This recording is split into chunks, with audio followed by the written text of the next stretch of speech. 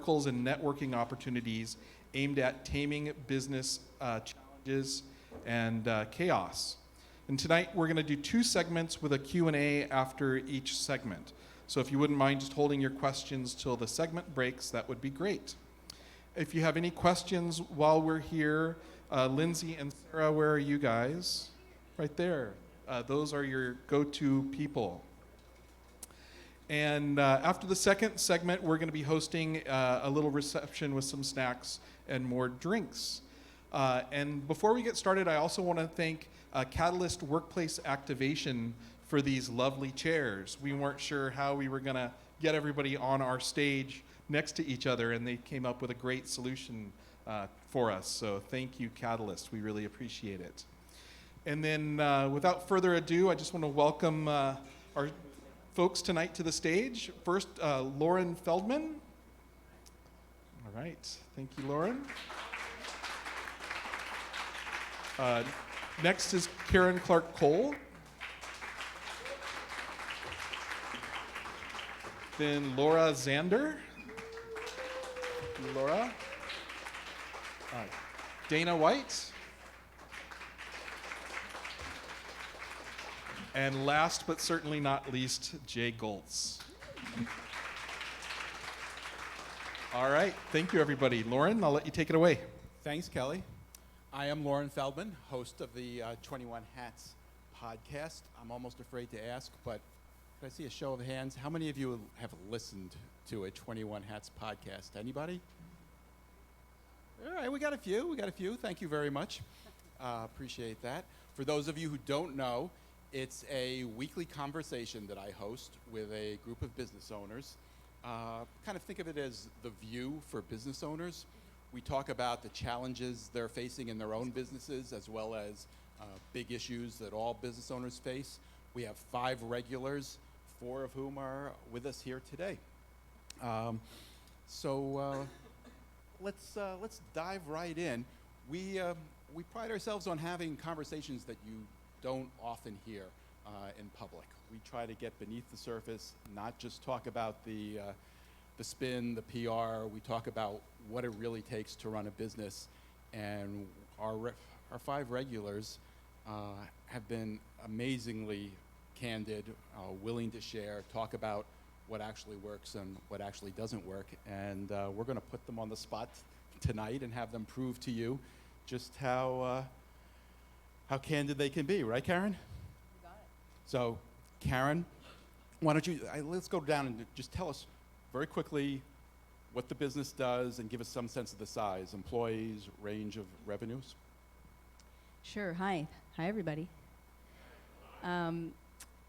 Blink is as Kelly mentioned already, we're a user experience consulting firm. We've been around for 20 years. We started in 2000 with just Kelly and I. So we, in the first year, we doubled in size and we were 4 people. And those 2 people are actually still with the company, which is pretty awesome. And now we're about 130. It varies. But we're 20 years in, about 30 million in revenue. We've got 5 offices. Seattle's the headquarters. We are in Austin, Boston, San Diego, and San Francisco as well. Our clients range. The kind of work we consult with our clients is complex, largely digital products, and so anything where it's not an obvious interaction. So a lot of back-end, big enterprise systems we work on, and we'll design everything from the workflow, the design, the interface, all the way through, in some cases, the actual implementation. Everything we do is based on research, so we call ourselves a research and design firm. So that's really qualitative, one-on-one research with the actual customer of our client. So that's how we begin everything. Laura? Loren. Tell us about your company. Hi, my name's Laura, and I'm an alcoholic. Laura. Well, it's true. What? Oh, shit. Sorry. Wrong Jay, group. you need to use your microphone if you're going to jump in. Yeah, okay. Is cussing allowed? Yes. Is Okay, cussing great. allowed? Yeah, great. Yes. West Coast. West Coast is the best coast. My name is Laura. I started a yarn shop about 18 years ago. I was actually a software engineer in San Francisco during the whole dot-com boom, 97, 98, 99. and then moved to Lake Tahoe to ski and mountain bike and play, and decided that I could make a living through a yarn shop and then building a website. So my husband was also a software engineer, and we were kind of, Anyway, so we started this little yarn shop, started a website, and it just grew, and has grown for now 18 years. We have made a couple of acquisitions. It sounds really fancy, but we've taken over a couple of brands to expand from just retail. I'm sure, how many of you guys have read Retail's Seismic Shift that came out last year? Seriously? Like, it's a page turner, like really good. You should totally read it. Anyway, in August of 2016, retail took a really big dip for multiple reasons, defragmentation, all these kinds of things. I wrote myself a little research paper that I can share with you if you'd like. But we have had to transition, and so have picked up a couple of our suppliers. So now we have about 85 people. We're in Reno. 45 of our people are in Reno. Now we have a manufacturing facility in Texas. And then we are doing business in Vietnam and in China as well. So I make these bags, which are available on jimmybeanswool.com, and sell lots of yarn. You have a brick and mortar store. We do have a brick and mortar. The bulk of your sales are online. You're kind of a neighborhood yarn shop online. Correct. Yes. Yeah. We started the online shop in 2002 to supplement the sales Monday through Thursday, because we lived in a second home community, in Lake Tahoe. So, rough range of revenues? I don't know. Probably, hopefully 13, 14 million. So a little small compared to fancy pants over here. But the nice part is I can wear whatever I want. You guys have to impress people. So. Dana White? Hello. I'm Dana White, and I am the owner and founder of a chain of walk-in-only, 7-day-a-week hair salons called Paralee Boyd. I have used lean manufacturing to solve the problems of no appointments and long waits at hair salons. So growing up, I would spend my Saturdays in a hair salon. For some people, that's what? For other people with thick and curly hair, that's something. There, see the heads? You see? You see them both going like this? Okay. So, the ha. So I was working overseas, and, I couldn't do it. I couldn't stay in the salon all day. So in New York, there are places you can walk in and walk out, but they just didn't pay attention to customer service, and they weren't really deliberate about their processes. So what I did is I decided to become deliberate about it. So talked to 2 engineering friends of mine and said, I need to make a customer's experience in here as quick, efficient, and as quality as possible. And so, does that mean you're bored? I heard every word you said. No, I'm kidding with you. So anyway, It's just more product placement. It's more Dana. product She's placement, trying right? to The advertising. Sell anything. Jimmy Beans will. Those sneakers are probably going to be available by the end Jimmy of this. Beans will. You like my Tosh tweed? Available at Jimmy Beans. What are you doing? What are you making? You have to talk into the microphone if you're going to pitch your products. No, seriously, what are you making? See? No, I like it. It worked. Yeah, it did. Didn't it? Sorry. Uh-huh. You know, Hold my whole head. this isn't a television show, right? No. Did anyone tell you that? Yeah. it's not a Okay. television. So long and short of it is, I've been open for 7 years. I have 2 locations in metropolitan Detroit, with a vision to go national to solve this problem nationally. And that's it. I'm the small one. How many on the employees? stage. I have 20. And rough range revenues, less than? $1 million. Yes, less than $1 million. So hopefully we'll solve this problem for women everywhere, thick and curly hair. And for men, we have men guests too. That's it. Jay Goltz? I started my business right out of college. I've never had a job. And this was 1978. No computers. Imagine that. No computers. I got an accounting degree, and I had the wisdom and vision of, no, accounting's no good. I'm going to go into the picture frame business. And I can assure you, nobody thought that was a good idea. But I just wanted to make a living. I like picture framing, and I hated accounting, so I opened up on a 3rd floor walk-up loft in Chicago in what is now a very bustling street. My rent was $200 a month. I figured if it didn't work, I'd go get a job, and business took off like crazy. I did $120,000 the first year, then I did 240, then I did 480, then I did 710, then I did $1 million. The average picture frame shop in the United States today does $200,000 a year. So it was quite the phenomenon. And it continued to grow, and then I eventually, after 10 years, opened a furniture store, and then I started an art business, and now I sell wholesale to frame shops around the country. So to summarize the last 41 years, I've got 115 employees. My frame business is about 20 times the size of the average in the United States. It's by far the biggest. And I met Loren. We didn't talk about Loren at all. I met Loren because I was written up in a book called Small Giants, and he was at Inc. magazine at the time, and we met there, and then Loren and I left Inc. magazine and we went to the New York Times, which I don't think they knew. I think that's important.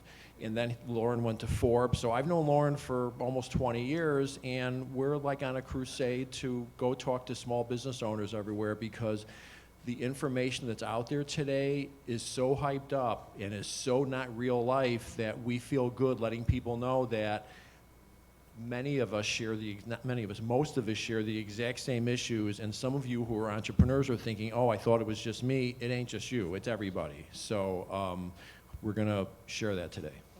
That was very nice of you to say, Jay, but I'm not going to let you get away without telling us how big your business is, employees. I got 115 employees. Rough range revenue. $20 million. In the average, like I said, the average frame shop's doing But that's not all. In 200. the frame shop, you also have a... I have a very hot Jason home. It's a furniture store. We do online business, and so I got like 4 different businesses, and it has its challenges with running 4 different businesses. And the whole technology thing, it's not easy being a retailer today. Okay, so here's where it gets real. You've heard the basics about what they do. Karen, why don't you go first? Is your business operating the way you would like it to? Are you satisfied with its performance? Yes. And don't pay attention to the fact that there are employees of yours in the audience. They're not really paying attention. They have other things to think about. Well, the truth is, that's all we got. I mean, we are a consulting firm and we are employees. And so paying very careful and special attention to our employees is the only thing that's worth worrying about, really, truthfully. And so, and our employees are interfacing with our clients every day, all day long. And so, part of what we do, and certainly what I do on the back end, on the operations side, is make sure that the company is running smoothly so we're not in the way of the work that they're trying to do with our clients every day. So we're going in and we're advising clients, in a lot of cases, how to run their businesses, particularly if the product that they have is their whole business. Then the work that we're doing is really going to have a big impact on their business, and in some cases it will make it or break it. And in a lot of cases, our client's job is actually on the line too. So the work that we do will make or break our client's career in some cases. So it's really, the stakes are very high. And so everything that we can do on the back end to make sure that we have great systems in place, like even something as basic as time tracking, you want that to be as low friction as possible. And sorry that we're not quite there yet, guys, but we haven't forgotten about it. And all kinds of systems like that. So particularly if we're writing a new contract, for example, we're pitching a new client, we're writing a proposal, how fast can we do that in an efficient way that's getting us the right information at the right time? And so, in terms of that, there's always, and as we grow, those systems break, right? So when we were 10 people, it was totally different than when we were 20, than when we were 50, and then when we were 100. And so it's not like a one and done. We're constantly looking at new kinds of systems, and now we're into the enterprise systems. They've all got to talk to each other. We've got a whole accounting team. All those systems need to work with our billing of our client. It's very complicated, and so making sure that that stuff is happening seamlessly in the background so it's not in anybody's way is never ending. So I can hardly say that it's working well, because it seems like it never is. It's always changing. You've talked very openly on the podcast about your attitudes toward growth and your notion that there are a lot of people buying up companies that do the kind of work that you do, and it occurred to you at a certain point, if somebody's going to buy up all those companies, why not you? And you spent a lot of time working to try to bring in the capital that would help you purchase other companies. In the end, that didn't work out the way you expected it to. You've also talked very openly. You took a sabbatical away from here for a couple of months. How We is got that? like 2 hours. I'm going to answer that one. How has that lot in there, affected yeah. your attitude toward the growth of this business? Having been through that experience, sitting here today, what are you thinking are your goals for Blink? Well, so there's a lot that Loren just packed in there, but we are in a very fast-paced industry. It's growing like crazy. So if you think about user experience, if you know anything about it, it's on fire, and it's important that we are relevant in that fire. So we need to be a certain size. We need to continue to grow so that we remain the best UX firm out there, so that when the big clients come, there's no question they're going to hire us. That needs to remain true, and that means we have to continually grow with the times, and we have to be up on the latest technology. My co-founder Kelly is focused on innovation so that we know what's the new tech that's coming, how do we bring it into our own practice, how do we advise our clients, how do we make sure that we're using technology, know everything about it. So there's that side of it that we have to continually be growing and evolving. But in terms of running the actual company, you know, it's hard not to grow, period, for anybody. And for us, when the There are world... a lot of businesses that manage to do it. It's hard. I think it's harder to not grow, actually, because you have to, you know, the world doesn't stay still around you, so how could you stay still in a world that's constantly changing? I mean, everything's moving. Maybe that's People more true in come your and go. industry than some others. You think? Could be. You think maybe? Jay, have you had trouble not growing? Well, maybe Yeah. growing is a different, like I grow out as I get older, but I'm not growing up. Yeah, so maybe we're just using growth in a You've different... grown, you've bought, We've you're evolved. not growing. And none of us are not growing. And so I can tell you, I mean, my CFO tells me all the time, it's quite difficult to not grow. And so, and that's just regular stuff, right? So if we're in... You are living in your own Seattle high-tech bubble that you think that everybody's growing and you can't stop it. That isn't even close to true. I mean, there's lots of companies that their markets are deteriorating or changing or feeling influences from other countries, and there's a lot. Read the paper every day. Retailers are shrinking. There's lots of companies that are struggling to not only are they not growing, but they're struggling to just stay in business. So, and I'm in retail. It's not easy. All these people with the free shipping and the companies like It's called Amazon, I think. well,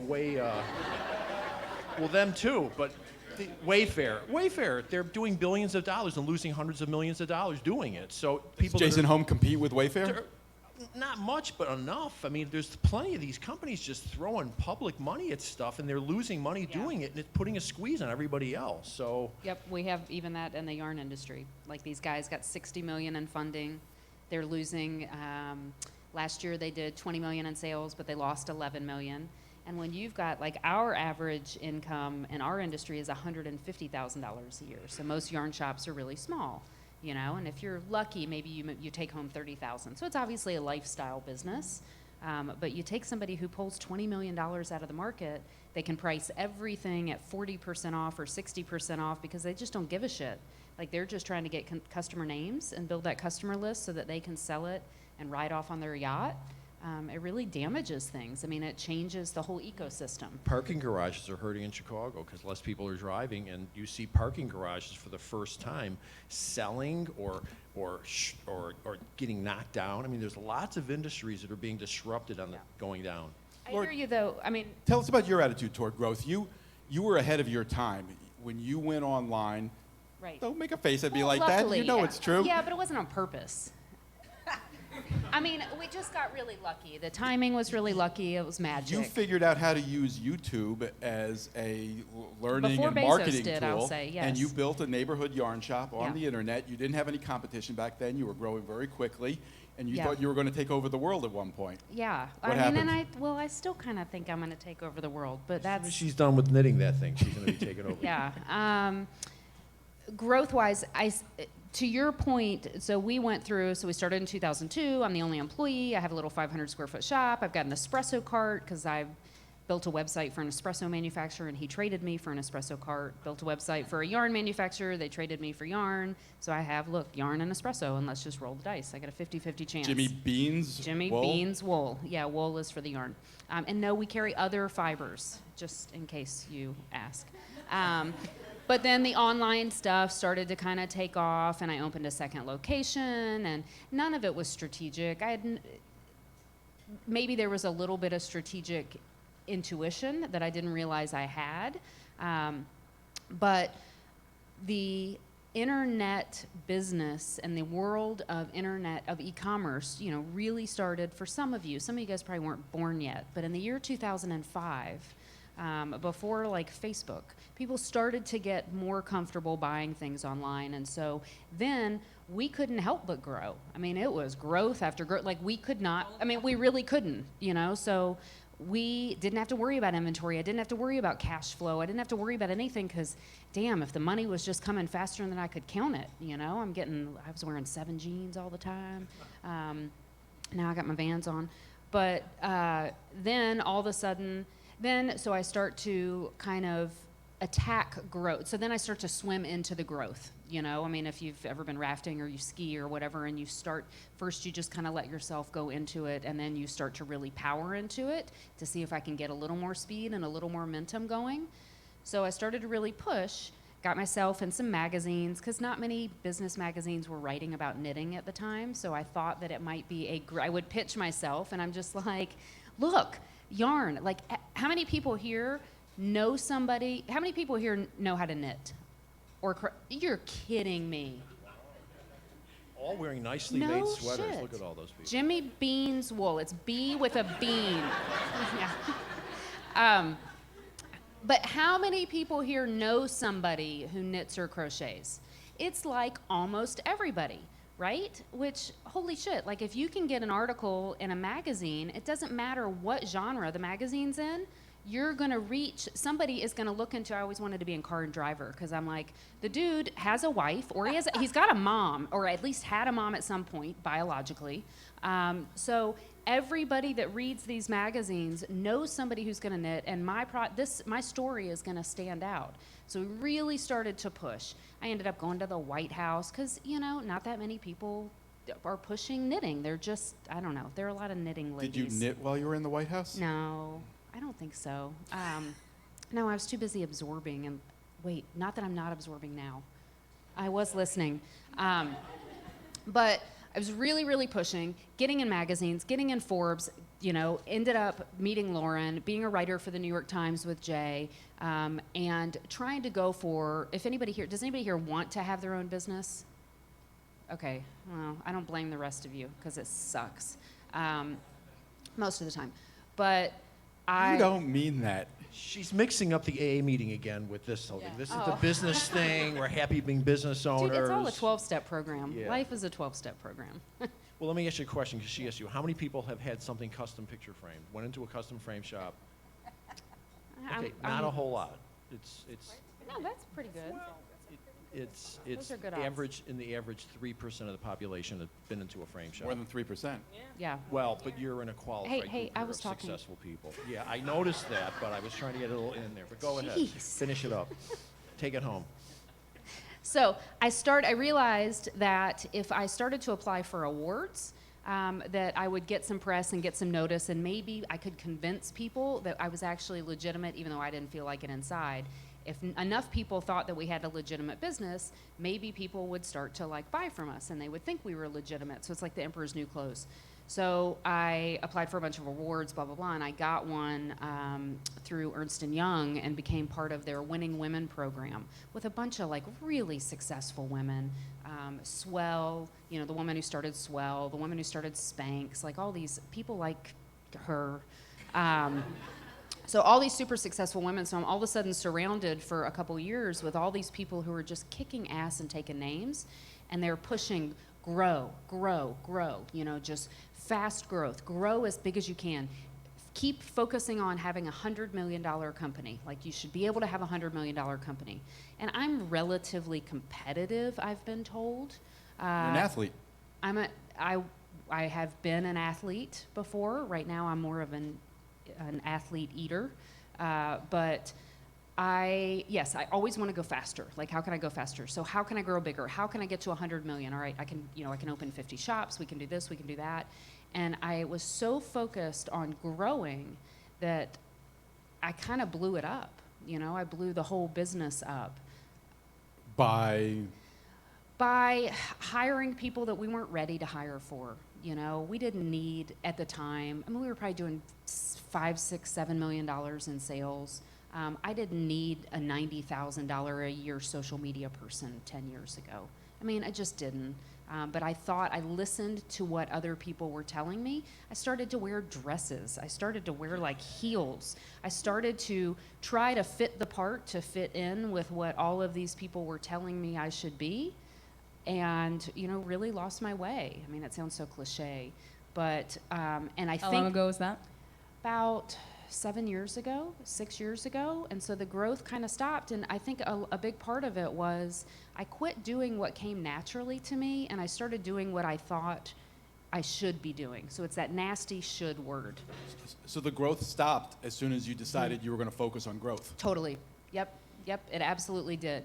And then it all, you know, the shit hits the fan and it all falls apart and, you know, my dog dies, my mom dies, you know, blah, blah, blah. I mean, the truck broke down, all these things happen. And it took us a couple years and we finally just now in the last probably 18 to 24 months have gotten our shit back together. But now it's more difficult because of the retail apocalypse, you've got competition. Yes. What's your attitude toward growth today? My attitude toward growth is that I just want to have fun. I just want to have fun. I would really like to be able to ski again. I'd really like to be able to get on the trails again. I'd like to be creative again. I would like to grow again if I can do it because it's fun, but not for the sake of growth. What has also changed for us in the last 10 years, and Jay probably has experience with this that he can talk about when I'm done talking. Tomorrow, the next day? Probably. Yeah. Is, you know, 10 years ago, most of our employees were passionate knitters, you know, retired people, college students. Now, almost all of our people, this is their career. It's their full-time job. And so part of the growth, and you and I have talked about this before, you've made some moves this way. Part of the growth has been to keep the people that we love and that are kind of part of our team, to keep them interested and for them to be able to grow and for them to find things that they can learn, you know, to develop new skills. So that's a part of it. Okay, I'm done. Goodbye. Dana, you said something before about your aspirations. You do have the smallest business of the 4 businesses here, but in some ways the biggest aspirations. Mm-hmm. You would like to go national in a way. Tell us, what's your plan? How do you do that? Do you know? You know, I don't, because the plan has changed, and we've talked about the plan changing. You know, people come to you and say, oh, I want you to meet this investor. And I've said, you know, on the podcast, you know, I'm not willing to give up the firstborn that I don't have yet to that investor. So that's not going to happen. Franchising has been an option. You know, I think for me right now, I'm with Laura. I want to have fun. I want to grow slow. I think slow and steady is going to win the race because, you know, when we're talking about, you know, the growth of a company and, you know, not everybody, I'm with Karen, we cannot not grow because my direct competition is the individual hairstylist and she cannot see 15 women on Sunday morning standing outside of her salon waiting for her. That's a typical Sunday morning in my salon, right? And so, you know, and then the salons that are big or that are national, your Great Clips, your Supercuts, your Bow Ricks, they're definitely not catering to my market. So I believe the field for me is wide. Tell us exactly, who's the market you cater to? Well, right now it's African-American women between the ages of 17 and 70, right? Because I felt the pain, I know they felt the pain, and a lot of people just don't know what it has taken for us to get our hair done. And it shouldn't do that. I think products and tools have evolved, but the business model around the hair salon for this market hasn't. So I went ahead, added some math, did some science, and trying to evolve it. So we cannot not grow because there isn't a walk-in only, 7-day-a-week, lean manufactured hair salon. So the growth and the speed in which it's done is up to me, right? Aren't you worried that someone else might come and do it and beat you to it? You know what? Yeah, I was, until my mentor sat me down and said, you have 7 years on them. They have to start from zero. Right? They have to. It's also a big country. It's a huge country, and there's plenty of space, right? But There's McDonald's and Burger King are not suffering, right? And there's room for Five Guys and Burger Fi. There's room for burger joints, right? But he said even Burger King needed ramp-up time. By then, McDonald's was McDonald's. So consider yourself, in your ramp-up phase. Yes. Well, one of the things that kept getting pounded into me was you got to be afraid. You got to be afraid, like somebody else is going to come in and they're going to do this. And Yeah. I'm sick of it. Like I'm sick of living in fear. Fear. Yeah. No. Just fuck it. What's for me is for me. Yeah. It's already done. So if somebody comes from behind me, hey, give me a call. I'm sure you have some questions. What I do, you may be able to do better or maybe not, but you'll never be able to do what I do the way I do it because I'm me. So like I said, what's for me is for me, it's done. And maybe national isn't for me, maybe it's regional. And I'll learn that as I grow and get older. But for now, I am extremely passionate about our time and how it's being taken for granted and what we're not able to do with it, right? The kind of anecdote we talked about is, what touched me was a mom came into the salon and she said, my daughter just got a partial scholarship to Purdue on the swim team. And I said, wow, that's amazing, wow. And she said, because we were able to walk in after practice on Tuesdays and after meets on Saturdays and be in and out in time to go home to have dinner. I see you too. So that is something and you too, and that is something that is just not, something that we do en masse, right? And so the fact that Paralee Boyd is there and she got a partial scholarship to Purdue, that's why I said it's a national solution. And maybe from what my guests tell me, it's an international solution, right? There are women in London who on the last stop before they leave and on the first flight when they head out because walk-in only, and it's about hair health, right? It's not just get you in and out, but is it growing and is it getting thicker? And are you able to be versatile with it? Can you go super curly and then decide to go super straight? So again, growth for me is, it's what you want to do until you decide you don't want to do. Jay, did you ever go through a stage where you thought you were going to take over the world? This really summarized it. In my 20s, I was surprised just because I had a successful business that was doing millions of dollars, which that wasn't the plan. I don't need no stinking plan. You know what that is, right? So 20s, then 30s, I figured, I'm going to take over the world now. Then I hit 40 and I realized, gee, what did you do wrong? You're not worth $200 million, and because I'm not in the computer business, because everything you read about in Forbes is always the computer business or real estate. I wasn't in that. Then I hit my 40s. I figured out by the time I hit 50, I figured out I've done just fine. I'm actually happy now. I don't have this albatross on me. You're not doing enough. You're not growing fast enough. And I realized that success is not about the income. It's about the outcome. And my outcome is way better than most of the people I read about in Forbes. Almost all of them. Their lives are messes. If you read the stories closely, you'll see these aren't happy people. So I figured out for myself that entrepreneurship is about, for me, it's about having control over my destiny. I don't have anybody to answer to, and I have happy employees. My average person's been with me 10 and a half years, and I have 3 good kids that are married with nice daughter-in-laws, and life is good, and I'm trying to put the message out there in the world that, no, you just don't have to become the biggest place ever and grow it. And now, if I grow it 5% a year, I'm perfectly happy. And I'm afraid that entrepreneurship now, when people hear the word, they think entrepreneurship means raising money. No, raising money is raising money, and entrepreneurship is starting a business. And there's the outcome. Were you ever tempted to take investment money? No, I just could not imagine having to. I told you the story when I was written up in Small Giants. I went to the book thing and the book signing, and there was a guy who that was doing a speech about his business, and he was in the boutique hotel business, and it was going well, and he started taking in money, and now he's doing like 5 hotels a year, and I'm sitting in the back thinking, boy, that guy really thinks big. I just don't think that big. And then by the end of his speech, he's telling us how there was the crash, and I'll never forget this. He said, I had a wife call me from one of the investors going, you son of a bitch, you'd better figure out how to fix this. My husband was up all night crying because of you. And I thought, yeah, I don't need to think big like him. I think medium. and I know I'm in a good place. I think medium, like I don't own a little frame shop, but I make a really good living and buy what I want. And I've realized that's not a bad place to be, but you don't hear about that stuff. You just hear about the ones that are going crazy and growing, and lots of them disappear one day. And the Inc. magazine conference, This is a fact. Half those people are out of business 5 years later. What is that about? They're written up as, I mean, there's something wrong with that picture. So I'm trying to get people to understand that entrepreneurship is about being happy at the end of the day.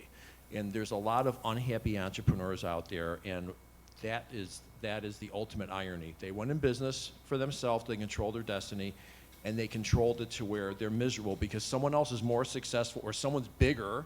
God forbid someone's bigger than you are, or they got written up in the magazine or something, and it's a little out of whack at the moment. So, Karen, has your thinking about taking investment capital evolved over time?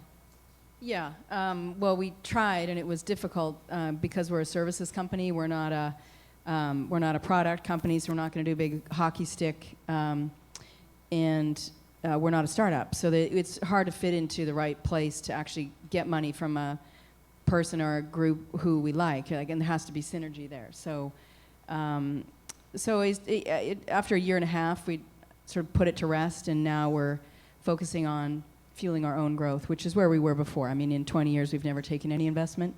So it's not like we can't do it. There was just a big opportunity all around us to consolidate the UX market. And rather than having somebody else do it, I wanted us to do it.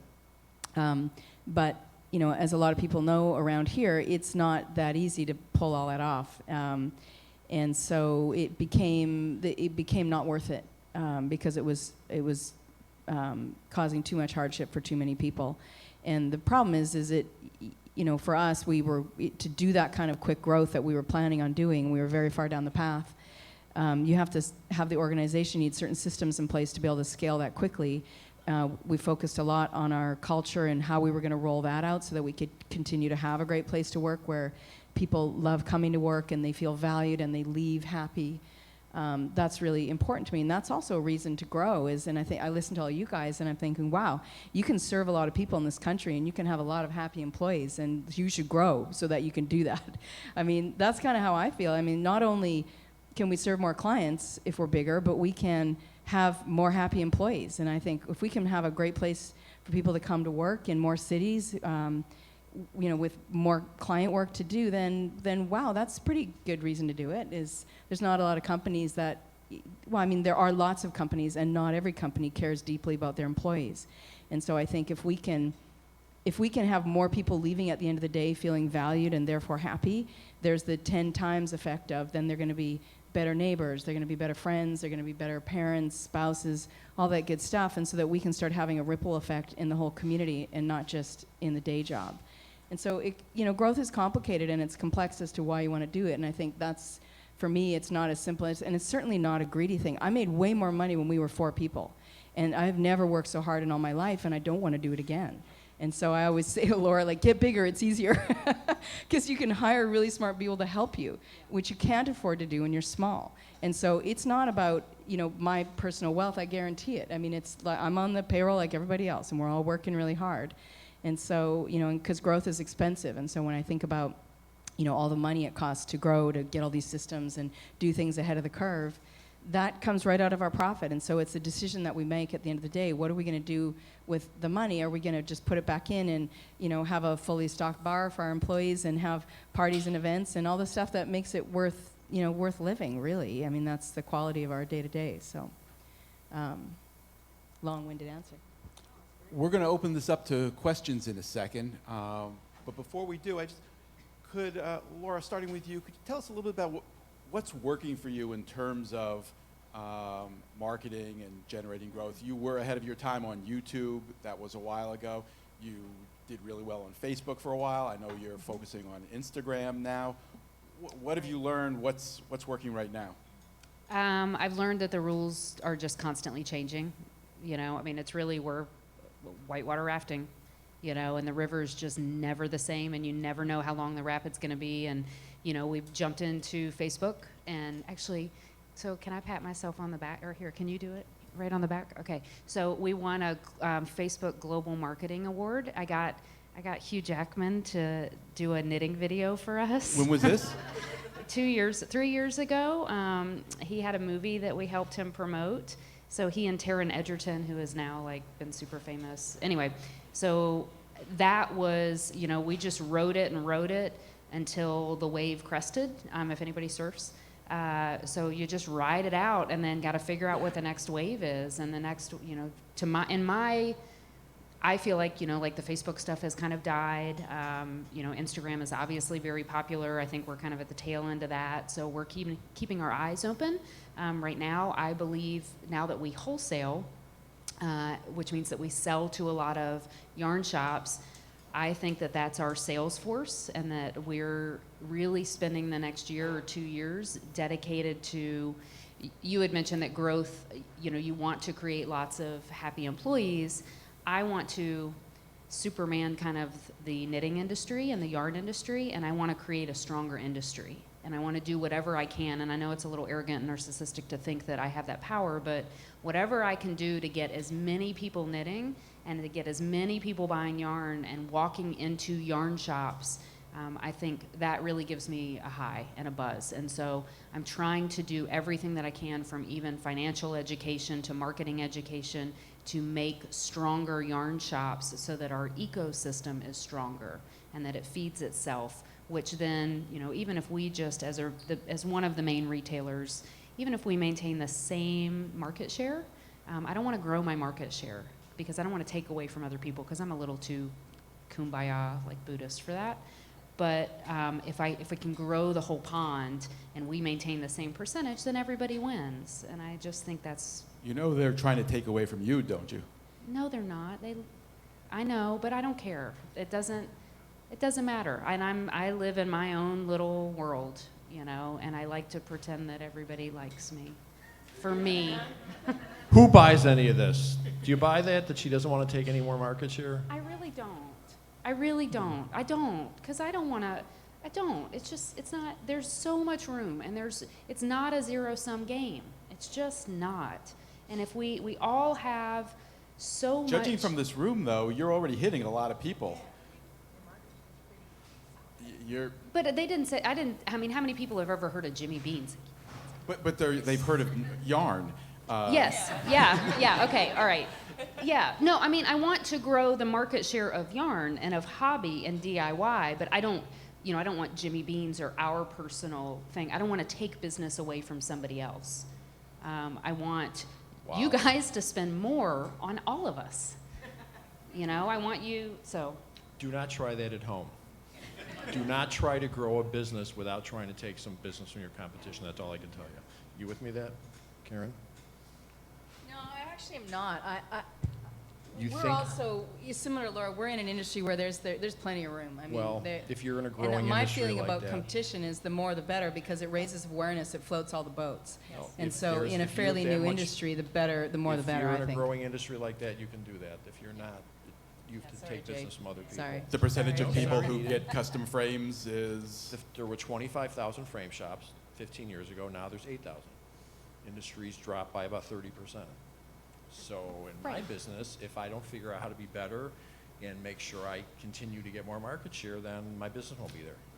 Yeah, but if you look at the math, if you look at it from a math perspective, you actually just did gain market share, just through natural attrition. I'm a big fan of natural selection. So I can all see of that. those other shops just disappeared, and where did that? All you Where have to do is just be better. just exist? But they disappeared because the market shrunk.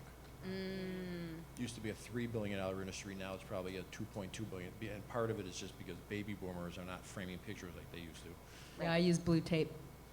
And people put TVs on the wall now. And think about it, that doesn't take a lot of putting TVs on. Everywhere you have a TV. So you're just there saying you probably was a haven't piece- evolved. I'm saying that the industry has had a market shift. Yeah, And no, every ours is single too. place you have a TV, there might have been a piece of artwork before. Right. So. Do we have any questions? If you do, there's a microphone in the back. We might also have... There you go. Just in the sake of keeping this thing going, the yarn business, is it, Paul brings up a great point. If you've got an expanding business, you don't care about share. But if you've got a declining or stagnant business, the only way you grow or even stay the same is getting more share, right?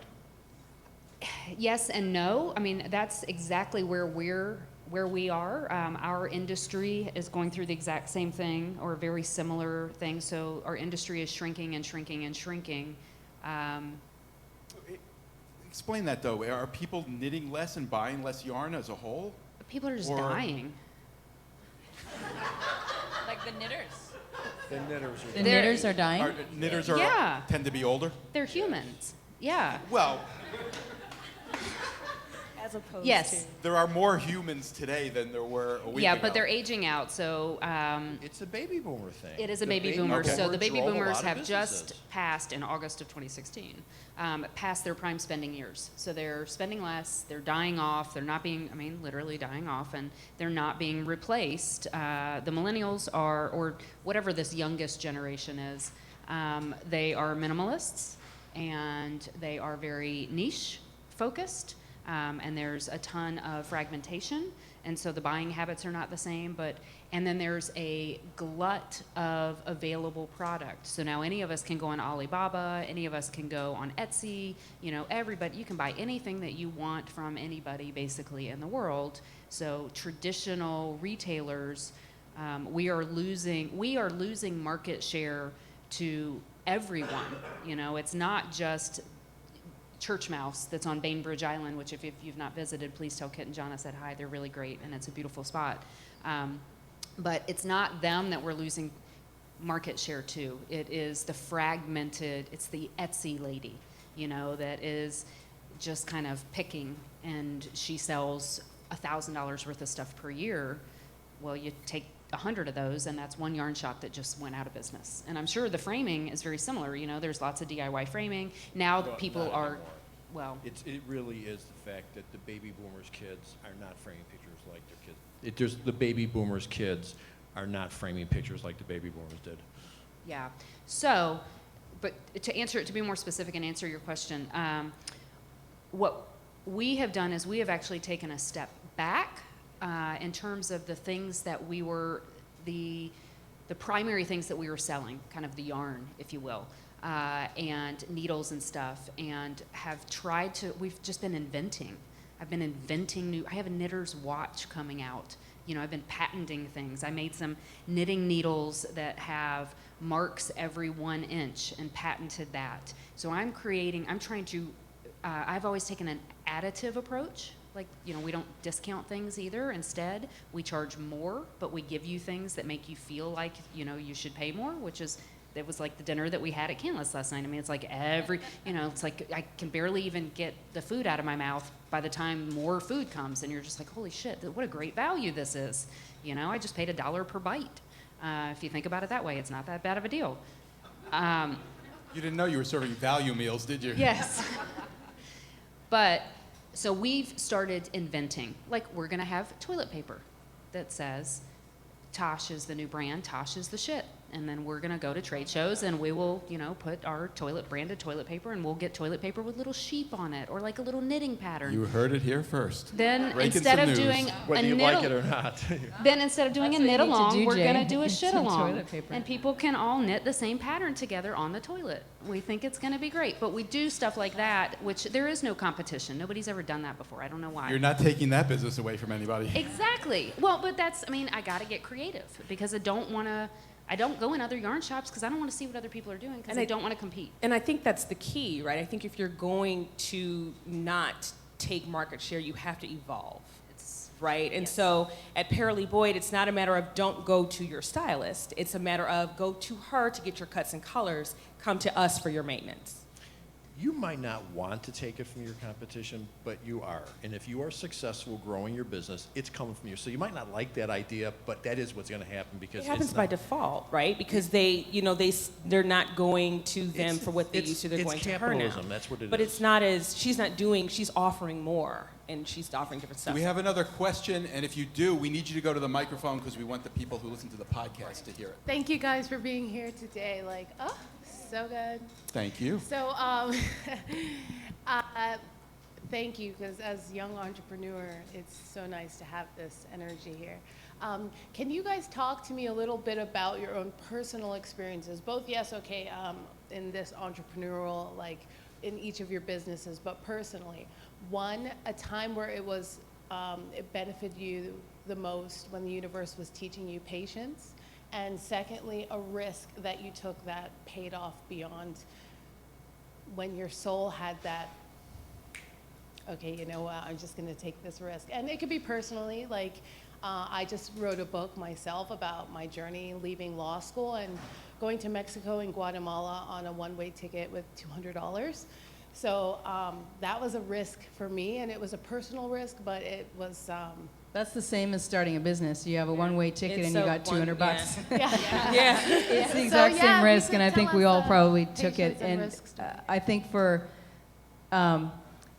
me, I didn't even know I was taking it. It's really one foot in front of the other, and so it's not like I was taking a risk to say, hey, I'm going to open a $30 million company with all these people and have 5 offices. It's not like that, right? It's just, oh, I'm going to do one job by myself, and then gradually it comes on. So I think the risk is tampered by that, for me anyway. I think opening Paralee Boyd was a huge risk, right? There was not You had had a successful career before that I did. in corporate I America. did, and I was doing well, and man, wow. But, I said, I think I can do it. And there were no associations where I could go to. There are no conferences where there are people taking walk-in only, collecting data, using engineering notes, using Kaizen to work in their salon. So for me, it was that risk, taking, $30,000 of my own money, finding a salon where a lady was, leaving her current location, taking that $30,000, turning it into my first location, and seeing what happens next, handing out flyers, telling people about it. The other risk I took was shortly thereafter that, where I could either spend the money and pay rent, or I could have spent the money and done a series of radio commercials. And everybody around me, not being entrepreneurs, said, oh, pay your bill, pay your bill, pay your bill. But I thought if I bought the marketing, I'd be able to pay my bills for the rest of the year, and that's what happened. I took the risk. I think the exercise in patience is being able to, a lot of the times it's with staff, but mainly it's with my customers, because you have to manage their expectations, and this is new, right? So they want to cut and color. They want $40 walking only 7 days a week for something that takes 4 hours to do. So and you're seeing 600, 700, 800 women a month, and so you have to understand that this is not the person you just told 2 hours ago. This is a completely different person. And so it's also patience with understanding that the people that sat next to you day one, as far as personally, people that were right there, the first ones you thought were going to be pumping their fists when I was in Forbes, not so much, later. So you have to be patient and not beat yourself up and think, it's okay, just keep going. So there's a lot of risk. I think the risk question is all of us opening a business when you're in a society that says, get up, go to work, go home, have kids. That's when there's a science to it. But for any business owner, the risk is opening, and the patience comes in with how you interact with people and managing the expectations of people around you. Quickly, Jay.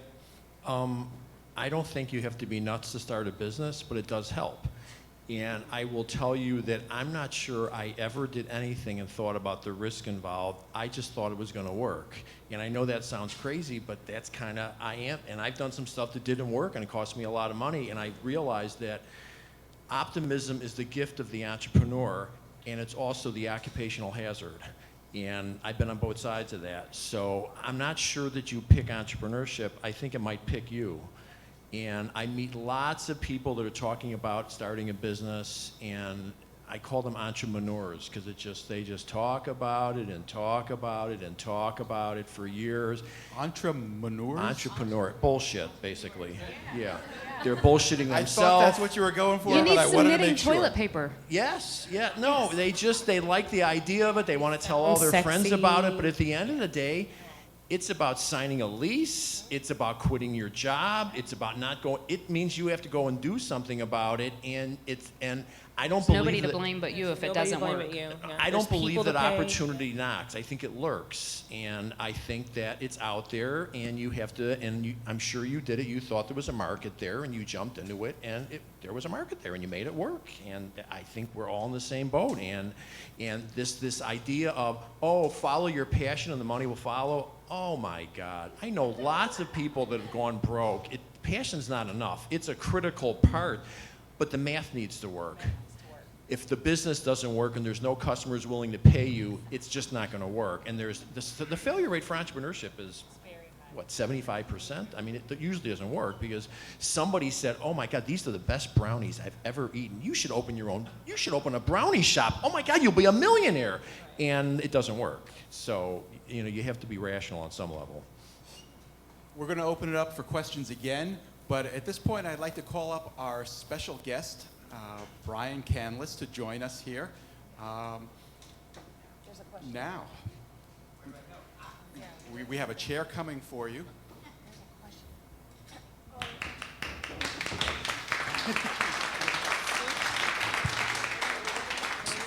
Careful not to fall off the stage. Yeah, Brian. you're a little bit close to the edge there.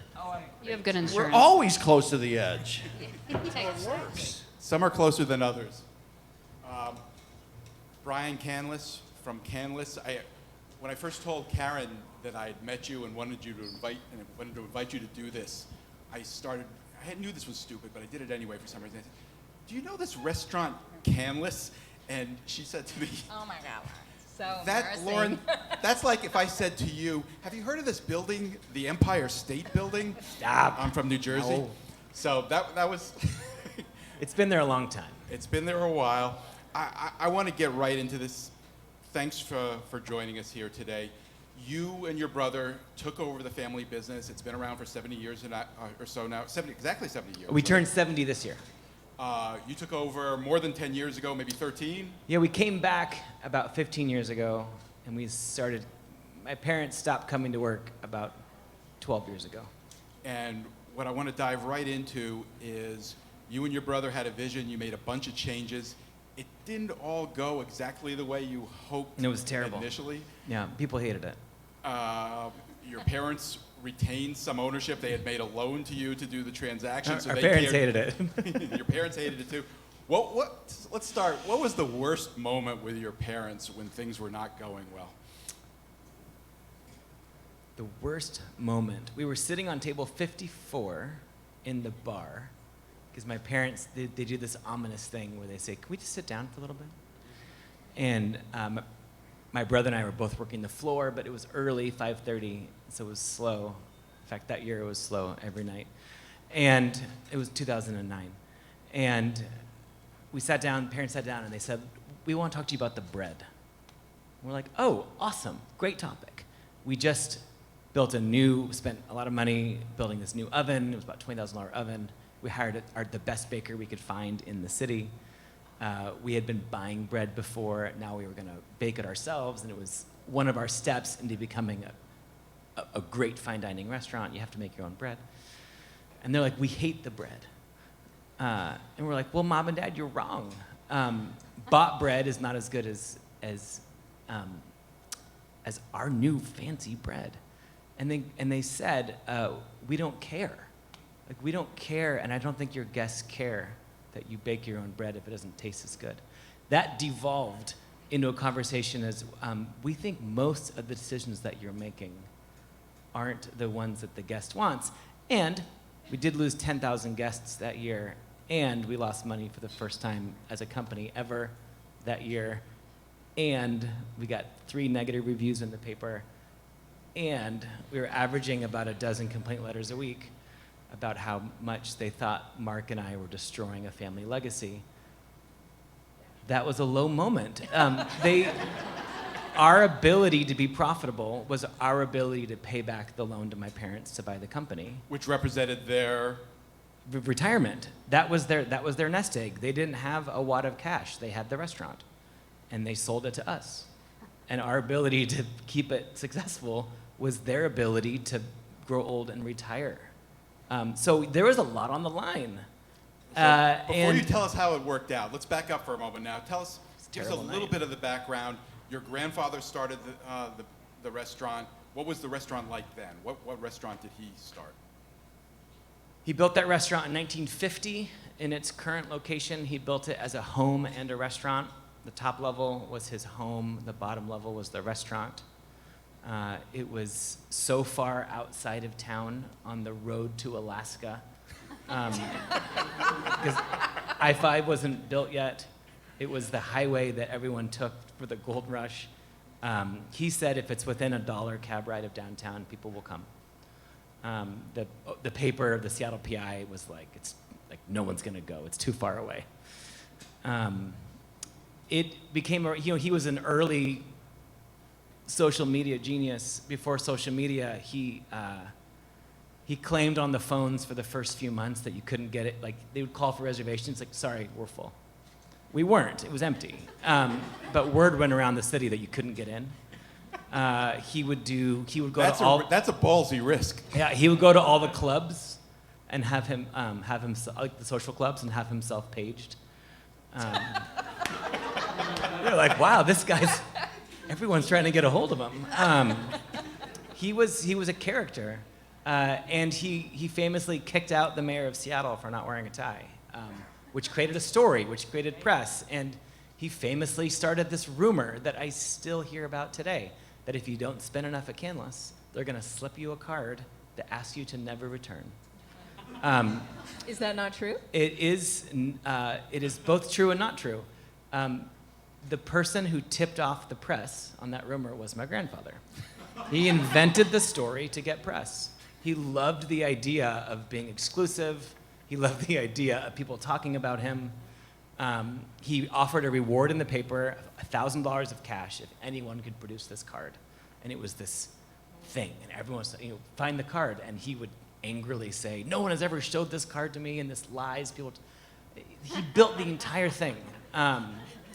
That was my grandfather. And he was about being exclusive and about being the best and about creating one of the world's greatest restaurants. And he did that in the 50s and 60s. Your parents took over and ran it for 30 years, I believe. They took over and he died in 77 with no desire to take over. My dad was a banker in California, and my grandfather showed up at his bank and said, hadn't seen my dad in years, said, I'll be dead in a year. I'm leaving the whole company to you. You might want to move to Seattle and learn how to run a restaurant. And so my dad packed up our family. My mom was pregnant with me in our station wagon and drove to Seattle and learned to run a restaurant. And my grandfather was dead within 6 months. And I was born 2 months later. So that's how my parents reluctantly took over. And what kind of restaurant did they run? What did they do with it? They did a great job. They kept it alive for 30 more years and flourished and gave me a wonderful quality of life as a kid. They turned my grandfather's recipe a little bit on its head, and they wanted to make the restaurant about being inclusive. They wanted to make it about being a good family member to the neighborhood and the community, and they were super involved in all these nonprofits and in raising money and in throwing events that generated a ton of money. They cared about humanity in a really beautiful way that my grandfather never did. And they ran a darn good restaurant. The hard part was in the 2000s, Food Network came along, and the birth of one of my least favorite words on earth, the foodie, occurred. And so restaurants did a hockey stick of evolution, where fine dining didn't change that much back in the day. And suddenly chefs became celebrities, and dining became something that was social and that you wanted to.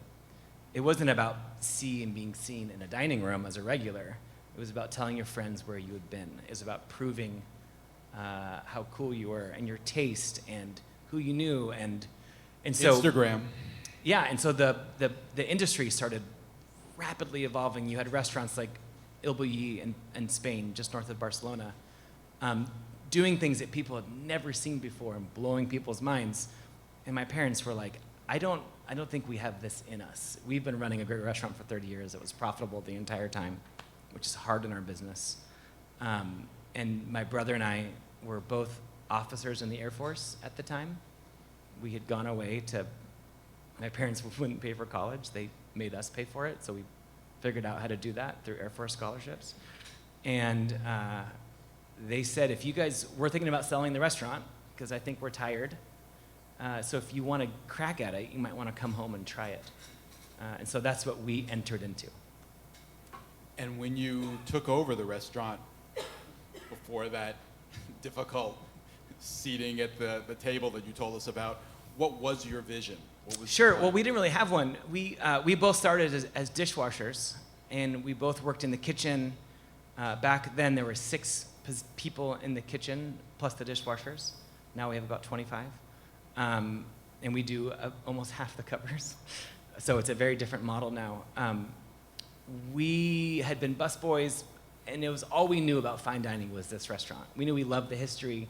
We grew up going to sleep under dining room tables, and that place was like a second home to us.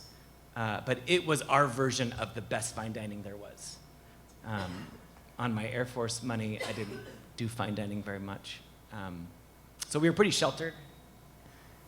We got nominated for a James Beard Award in 2005, right when we came back, for best service in the country, and we thought that was pretty hot stuff. And we went out to New York, and we dined at the 4 other nominees, who were all in New York City. And all 4 of those restaurants were so much better than ours. It was a terrible, wonderful, frightening thing. It'd be like discovering wool that was so much better than your wool. And like, what do you do? We had no idea how behind we were when it came to what restaurants had become. And so that was when we got excited, actually, because I was like, oh, we don't have to run our parents' restaurant. We can run something that we've never seen before in Seattle. And so we set out to become a restaurant that could compete with the greatest restaurants in the world. And that was the slow decline that led to Table 54 of bleeding money and almost losing the entire business. So how did you and your brother respond at Table 54 when your parents confronted you and told you this is not working? Not as well as we could have. We disagreed. It took us a while to realize that they were right. It wasn't as good, the bread, in their minds. I mean, I remember when we switched from Starbucks coffee in our dining room to this incredible, fancy, beautiful coffee that was grown just for us, and we flew down to Guatemala. We flew down to Guatemala to meet our farmers and pick out our lot and make sure that it was sustainable, and it was incredible. And we brought this new coffee back, and our pastry chef worked with it, and we did the roast perfectly to our liking, and it was the perfect pairing with most of our desserts versus the very roasty flavor of Starbucks, which isn't necessarily great with food. And we were like, behold, it's our new coffee. And everyone hated it. And we said, what are you doing? Like, this is better. And they're like, just because it's better doesn't mean it's better. And so we did the bread, even though it was better. If you've been having the old bread for 20 years, you don't want the new bread. And so we made that switch too abruptly. We didn't honor, we said you're wrong for not liking the coffee or the bread, instead of being curious about why or what they were connecting to or telling them the story. And so I'll never forget they're actually dining tonight, this couple who dines on table 26, who, and Pointing at them. yeah, There they are.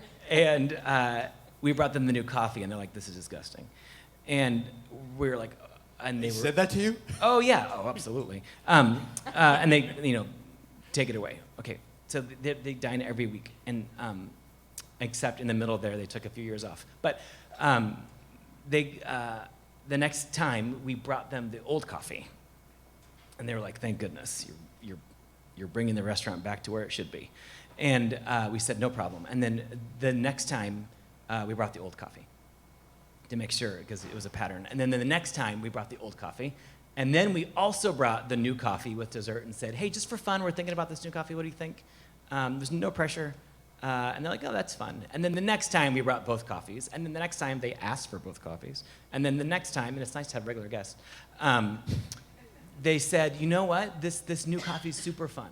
We think it tastes better with the dessert. And we're like, oh, you do?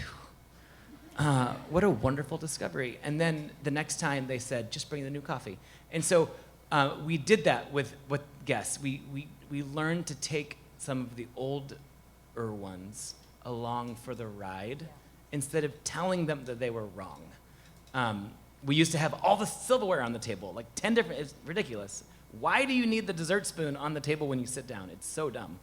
And so what we did is what fine dining does today is there's no silverware, right? You only get the thing that you need the moment that you need it.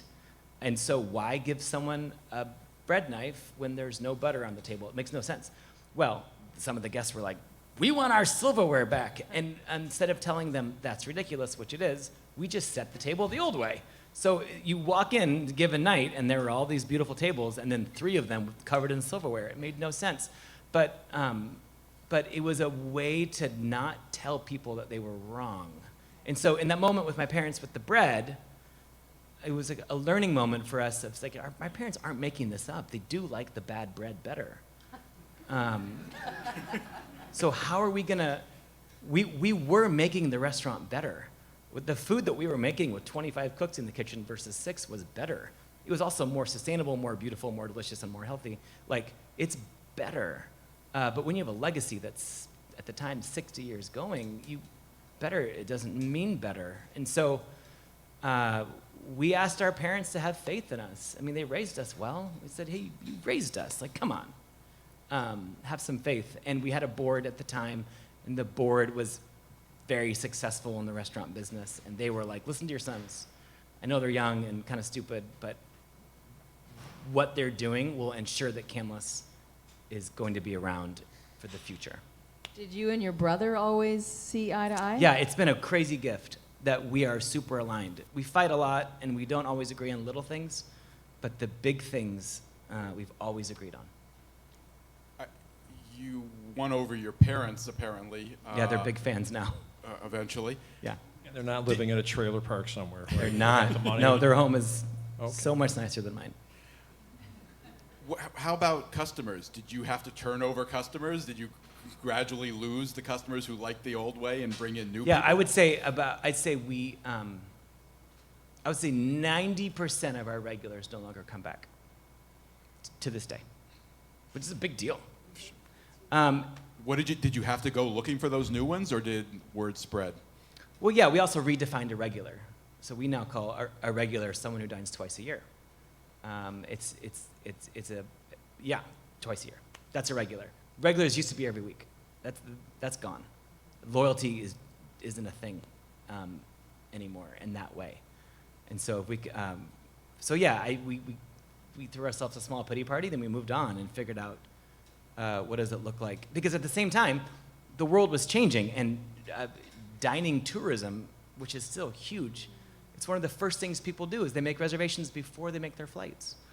And that never used to be the case. And so now my dining room is, unfortunately, I would say, filled with more out-of-towners than Seattleites, which makes us way more acceptable to economic downturn. And they don't complain about not having the old coffee. Oh, no idea. It's great. So, yeah, we just had to redefine who our guest is. So you made a lot of changes. Yeah. You've told us about the coffee, baking your own bread, I think quadrupling the number of people in the kitchen, maybe having the number of meals you're serving, something. No, we removed tables. We decreased the amount of people that we allow at each table. So something else had to change. Your prices had to change, I'm guessing. Yeah. What was that like? They're How a did lot you introduce higher. it? How did you accomplish that? Was that difficult? Well, one of the things, yes. One of the things that we did was we had an experience at Disneyland where you realize you pay one hefty price up front, and then there's this beautiful freedom to go on any ride you want. And every restaurant you go to, there's this tyranny of choice of do I want the salad or the lamb or the steak? Like, well, one's $10 more than the other. Like, why should that matter? And you start doing math at the table all the time of what's more important, my desire in this moment or my budget? And then the valet was an extra $7 to get your car parked, and then this was an extra, and we realized what a bummer it is to make people do math at the table. And so we switched to one price for the whole experience. There's only one price. You saw it last night on the menu. There's one price. No matter what you order, no matter what you get, and that price includes valet parking, because we don't charge that anymore. It's free. It's not free, but And coat warming. and coat warming. Oh, that was great. And so when we turned it into an experience, instead of someone, because before we had to raise our prices, we'd change our salad from $20 to $22, and someone's like, the salad down the street is $16. Like, what right do you have charging $22? We're like, well, the chair you're sitting in costs $3,000, which is true. But they don't count those things. And so once we took the price out and we made the price and we started at $115 was our opening price for a 4-course menu. It's now $135. Every price increase we've done in the last 7 years, I don't think we have a single complaint. Because it's this one, it's like, oh, the price of Crystal Mountain, it went up $5. Doesn't matter. Like, you get to go wherever you want once you're in. I'm going to tell you what's interesting. This is going to be odd, but the picture framing industry has gone through a similar thing where the people with money, the bottom part of the market has been sucked off by the phony sales at the department stores and stuff, and the people that are in business today got better and are appealing to the people that want better and nicer, and the prices have gone up and more exclusive, and that's my wholesale line. I sell better stuff from Italy and Spain, and you change customer. You went after a more stable market, which is people that want better and nicer, and the mass market people don't do that. Well, they want an experience. So they're no longer buying. No one comes to Canlis because they're hungry. They come because tonight matters for some reason, and they want to market. It is something worth coming to Canlis. So they want an experience, and to put one number to that experience is awesome. I also think that with all of us up here, when we're talking about market share, we're talking about the change of the market, we've all innovated in order to stay. I don't think we've talked about innovation and how that is a critical piece for entrepreneurship, right? If you're just gonna sell cookies, sell them out of a bag, and they're like Chips Ahoy, no knock to Chips Ahoy, but you have to innovate now. You can't do it the same way like his grandfather was able to do or your parents were able to do. You have to change it. So he innovated with the number of people he has in his kitchen. Jay is innovating on how he has artists that frame the frames. I've innovated by taking a long process and making it smaller. You've innovated by having this toilet paper or that, right? And I think What did I do? you've What did I do? innovated.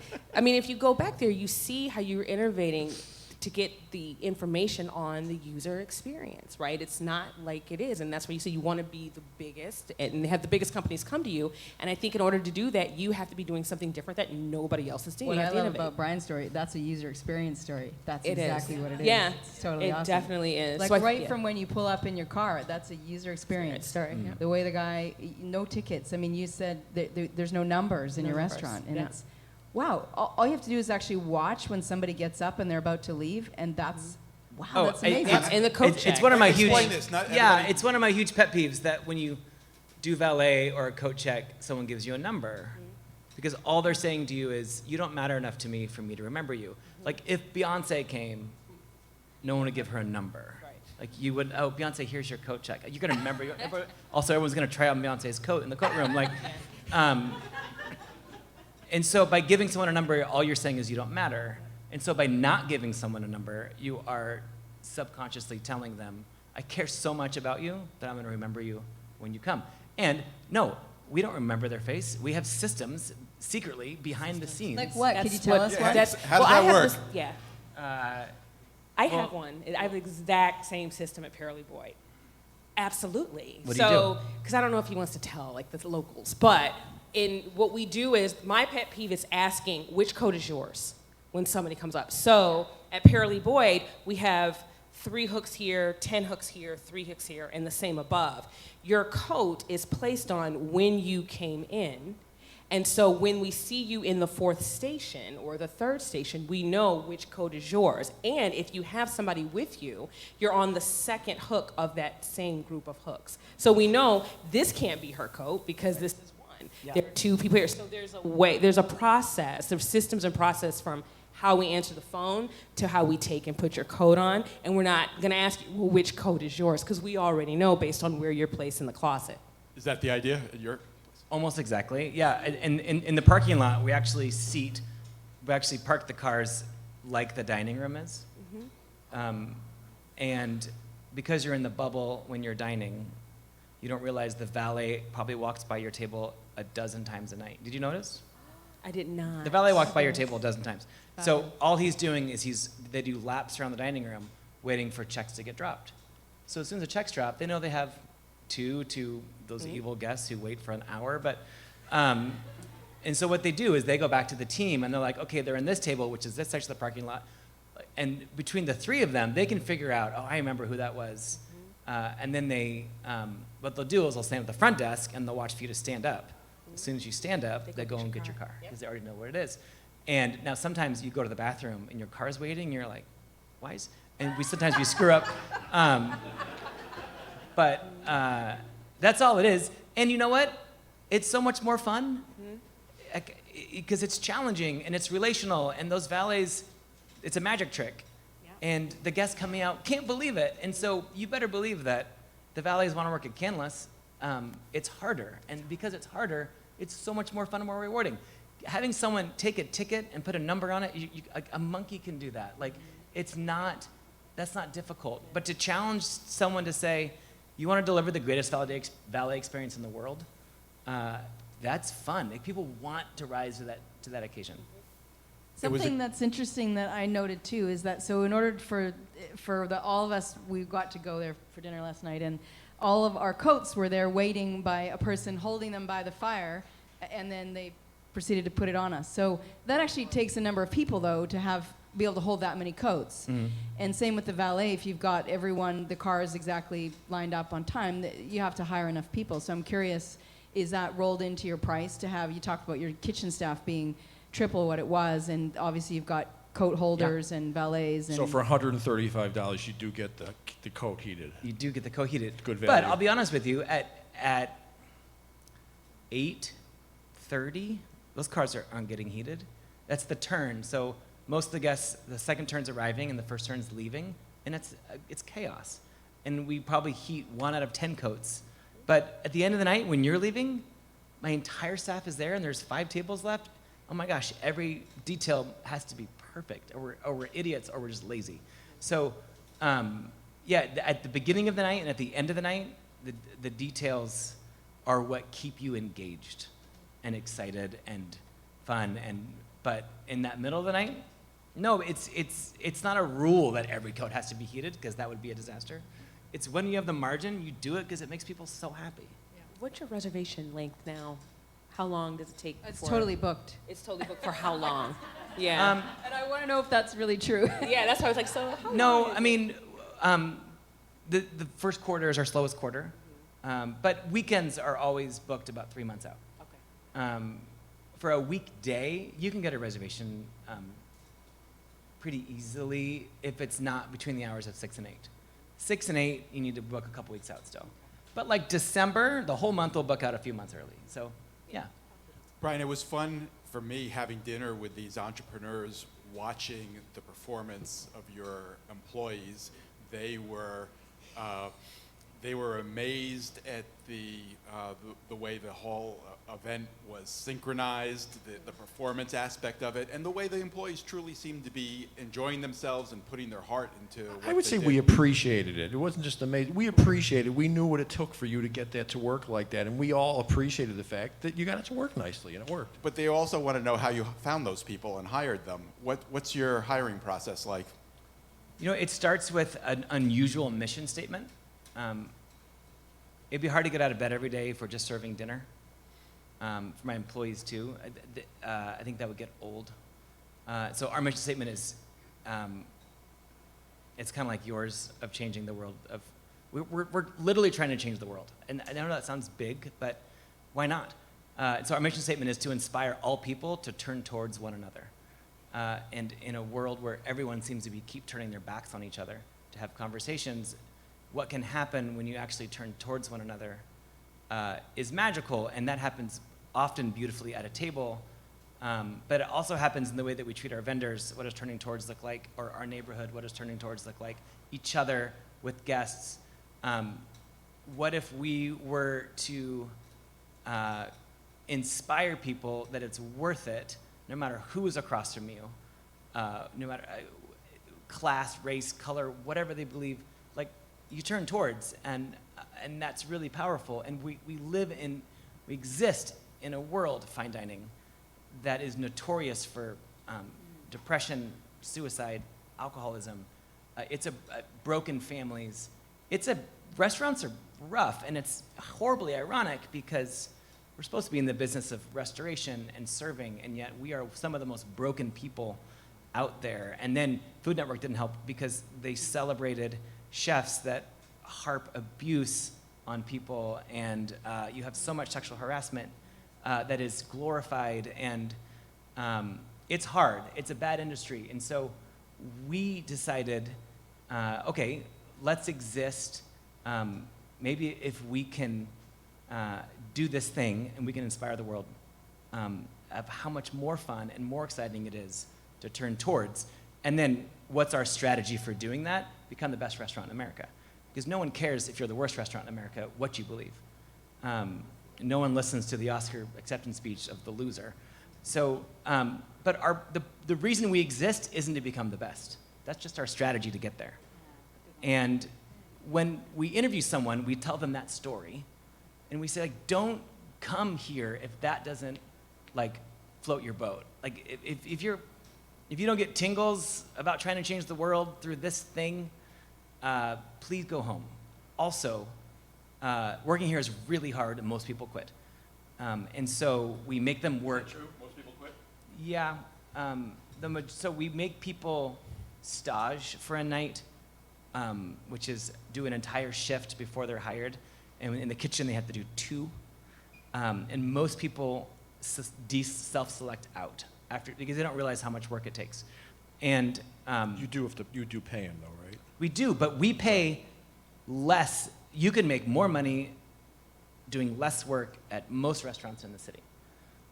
Because I have 115 employees for sometimes 115 guests. Like, it just doesn't work, the numbers. And so you have to want to be at Canlis for way higher reasons than making the most money. And so we tell people that you're going to work harder, you're going to make less money, you're going to change the world. And we make them work a shift, and then we say, we never let them accept the job that night, even if we want them. We say, you have to go home, and you have to ask the people who love you. You have to tell them all the worst things about working here. And you have to tell them, if I work here, this is what I'll make less money, and I'll work harder, and I might change the world, but probably not. Maybe take and do you think it's the best thing for my life to work here? And only if the people who love you are totally behind it, then send them into battle with those people cheering you on.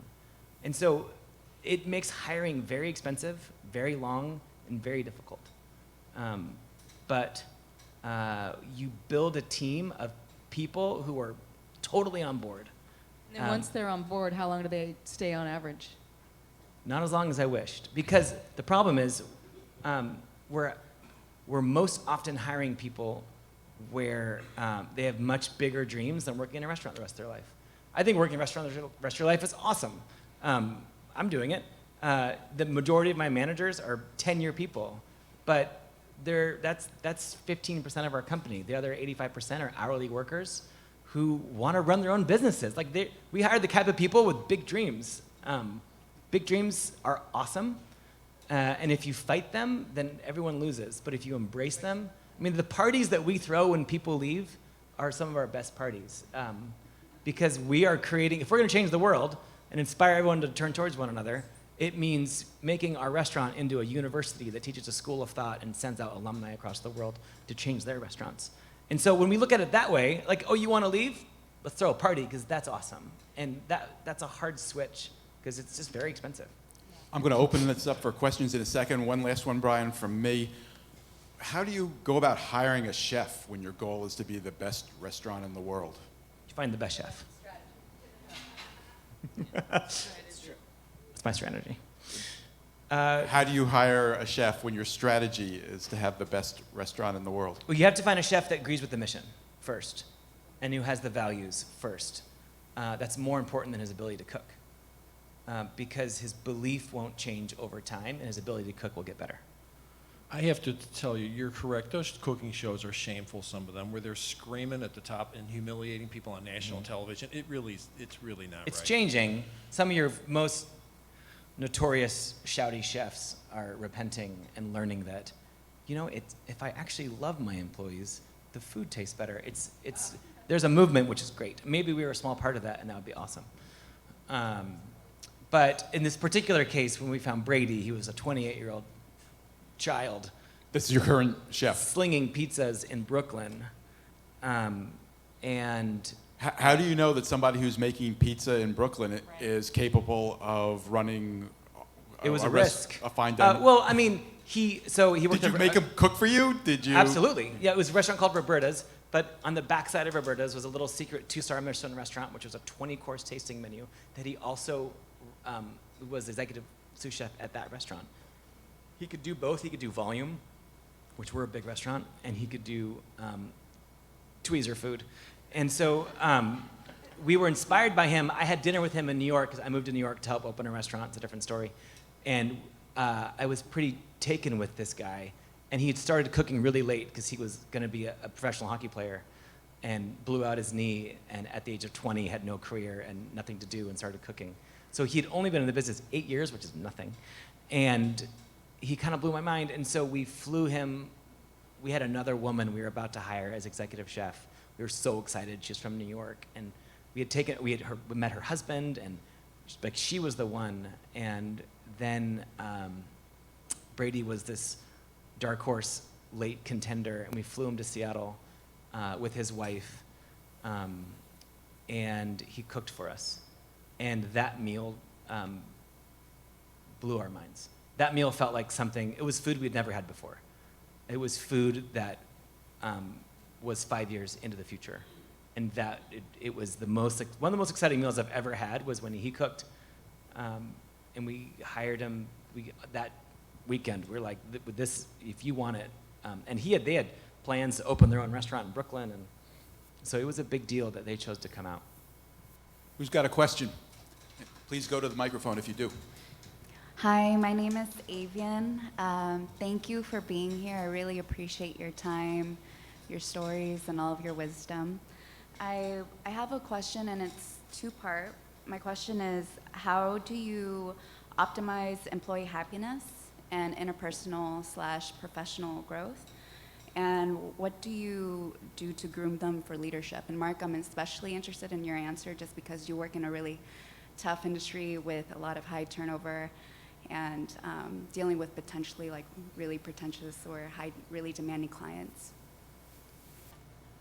You'd like to hear Brian answer that? I would like to hear all of you answer it, really.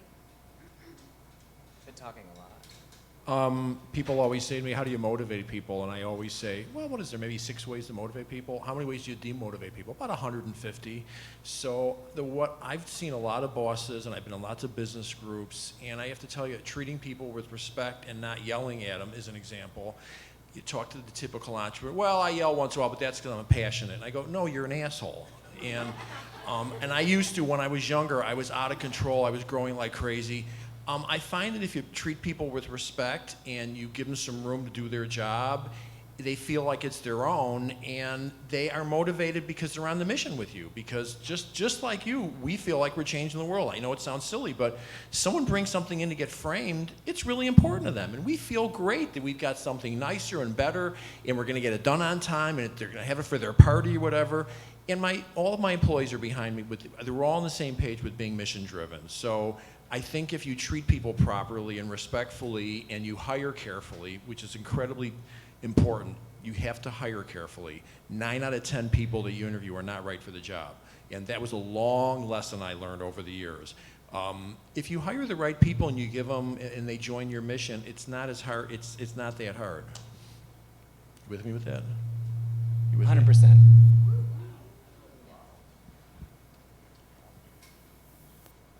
Anyone else want to?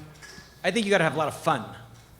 I think it's a betrayal of our values if we put more energy into the guest experience than we do the employee experience.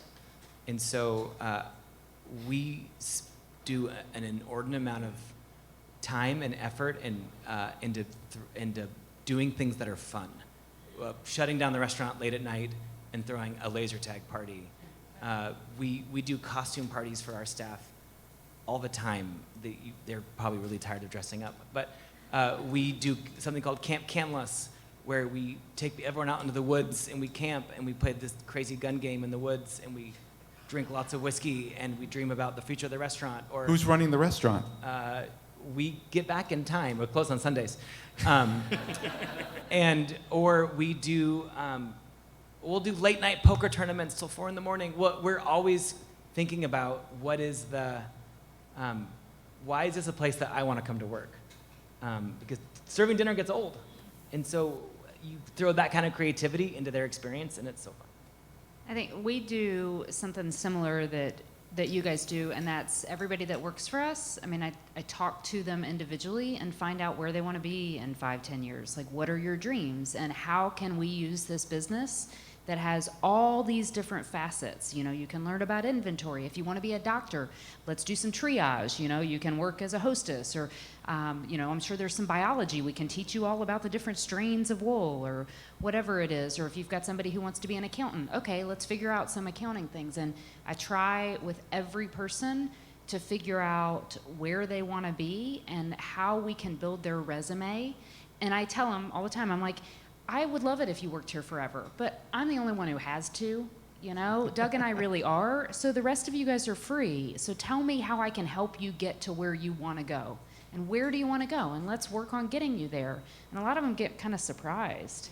But, you know. It's sad how surprised they are because they're not used to their employer No. actually wanting what's best for them. Yeah, no, but it's fun. It's really It's fun. so much better. Jay, you got something to say? Or they're perfectly happy just coming to work and having a nice environment and security. Some and of getting them paid. are. Right. Some Yes. people, the reality is lots of people are perfectly happy going to work every day and doing the same thing for 30 years, getting a paycheck, being treated respectfully, having health insurance, having holidays, getting paid overtime, having a boss that if there's a problem in their life, they're supportive and, you know, give them some time off. That there are plenty of people in this world who don't have grant. They want to, they got their No, lives. but I think it's common. Like, I just had an employee, one of my best, come to me and say, I have this artistic itch that for the last 10 years I'm not scratching, and my dream is to open my own theater company one day. And I'm thinking of maybe quitting my job and doing this internship for a year at this theater to learn the skill of running a theater company. What do you think?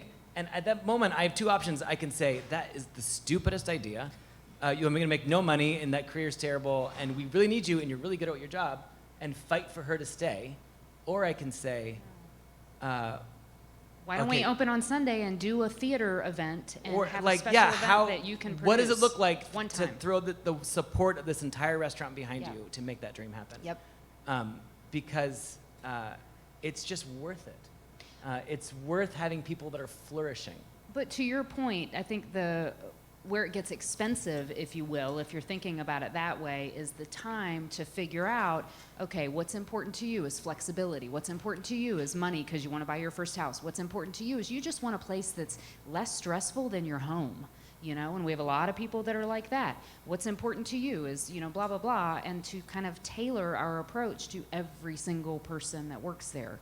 And yes, there are some people who just want to show up, and that's great. That's awesome. Let's make sure you have the best. I You've love got those what employees. you need. Yes, exactly. But the rest of them, you know, I mean, everybody has different motivate. We're all different. We have different DNA. So Do we have treat 'em another question? You should go get in line. You've got to get up there. Yeah. We have a line going over here. So thank you very much for being here. Very appreciative. My question is particularly for Karen. I'm starting an IT consulting business, and I'm stuck in doing proposals and marketing. Do you recommend a mentor to do something like that, or do you want to be creative enough where you do it yourself? You mean bring someone in to help you write those proposals? Correct. Yeah, honestly, if you're getting going, in my opinion, it's par for the course. I mean, so I've done every job in this company. And, I remember when we first started, I spent day and night, weekends, evenings, you name it, writing proposals, formatting the footer, what kind of font are we going to use, creating templates for this, for that. And if I didn't do that, I wouldn't really understand it. And so I think particularly when you're starting a business, you need to do every job there is so that you really understand your business, so that as you grow and you scale, you know what it looks like when you bring in somebody to help you. You know what you need them to do. You know what it takes. And then ideally, the main thing you want to start doing is hiring people who are smarter than you. That's the best thing you can ever do. And then have them do really specific things that not the best use of your time anymore, but this thing is the best use of your time. So I'm always looking at, what am I doing, and is that the best use of my time? And if not, could somebody else do it and probably do it better because that's their specialty? And so that's the way to start carving things off. But you really need to do it yourself to understand how to do that, I believe. Did you have a mentor when you were getting started? Not per se particularly, but my approach to that is pick anybody's brain you possibly can. I mean, I was asking Brian questions in the wine cellar last night. I got some good answers. So I'm sort of always like, you got something interesting about something interesting. Tell me more about it. And so I've got my notebook all day long. I'm always finding ideas from different people. And so they're not necessarily one person and one mentor, but it's all over the place all the time. Can I just be really clear about the hire somebody who's smarter than you? So I took that, everybody will tell you that. I took that really literally, right? So I hired a bunch of people who had much higher IQs. They sucked because they didn't, for various reasons. And it took me about 5 years and probably hundreds of thousands of dollars to realize it's not that you need to hire somebody who has a higher IQ. I mean, because who does, really? No, I'm just kidding. But it's hire somebody who has done something that you don't know how to do yet, or who has been somewhere that you haven't been, so that they can teach you. Or somebody who's just really good at, I don't love detail, so I hire people who are really good at detail. They love it. They're way better at it than me. There's somebody who's better at a certain skill, but I was really caught up because I was just really caught up on, okay, well, this person's a PhD. Did you actually take IQ tests? Well, no, but you can tell. I mean, it's being the next iteration of the evolution. It's the next. It's not, oh my God, you're so smart. No, I've done this job. I've taken it as far. I have found, Brian, that the people who run my salons, the hair traffic controllers, are former hair traffic. They're former restaurant high volume managers, right? And so those people, I've worked in a restaurant, but the people who run the floor the best hair traffic controllers have ran high volume restaurants. Go say it, Jay. I think you hire people that are better than you in areas, whether it's they're better at sales, they're better at running production. I used to hear that all the time. And I never understood what that meant, and I realized the entrepreneur has to wear 21 hats. That's where the name came from. And the entrepreneur is probably better at those 21 together than anyone else, but there are certainly people, I would say most of the people that work for me are better at their job than I would be, if not all of them. That's kind of the point, but none of them could run my company. So that's the point. The entrepreneur is the best generalist, but you should hire people that are better at the job than you are. Next. Brian, you specifically called this out, but I'm sure all of you have mission or vision, core values, things that help you make decisions in your company. You specifically said our mission is not to be the best restaurant, but to inspire people to turn toward each other or toward one another. And then the way you accomplish that is your strategy. You're doing that by being the best restaurant in the world. And as someone who's thought a little bit about mission and vision and core values and those kinds of things, it seems counterintuitive, but it's almost harder to refine than you would think it would be. Can some of you speak to the process that you went through Oh my gosh, can I try? for defining your mission and identifying your mission, your vision, and your core values? And then possibly, how has that changed? Have you had to change your mission over time? And what's that process like? Thank you. So I was in the Air Force, and it totally has defined how we think about mission statements, because we would get called in the middle of the night, and they would say, come to base, and you'd come to base, and you ask the question, like, why did you wake me up? Why am I here? Like, what's the mission? And the mission answers the question, why am I here? Like, why did I wake up? Why am I getting out of bed? Why am I going to the office today? That's the mission, and it's really hard to write. We've rewritten ours about 6 times, and we keep refining it to accurately reflect our hearts and our growth. And I'm not afraid to change our mission statement. But I think what's so powerful is people stop at the mission statement, and they don't think about a vision statement the way that the military does. And so if the mission is, let's say when you get called in the middle of the night to go to the base, is to rescue the hostages from the bad country. Super easy, like that's the mission, rescue the hostages. Well, whoever's in charge, the general or whatever he is, can say, great, here's my vision. We're gonna go in, we're gonna strap speakers on the outside of the airplane, we're gonna blast Kid Rock, we're gonna drop down, we're gonna light fireworks, we're gonna kill everyone we see, we're gonna spray paint American flags everywhere, we're gonna put the fear of God in this bad country, and we're gonna rescue the hostages and bring them home. That's one vision. The mission was accomplished. Have you tried that at Canlis? We have not. The vision number 2 is we're gonna go super stealth, we're gonna use blow darts, they'll never know we were there, night vision, we're gonna drop in, we're gonna rescue the hostages, we're gonna get out, the bad guys are gonna wake up the next morning and all the jail cells are empty, they're gonna say, where did the hostages go, who took them? Both scenarios, the mission is accomplished. So just defining a mission statement is not enough. It's the joy of the entrepreneur or the leader of the company to also define what is my strategy to accomplish this mission that is unique to me. And so if we opened a hot dog stand, it could be to inspire all people to turn towards one another. It just so happens that we're doing it through a fine dining restaurant. So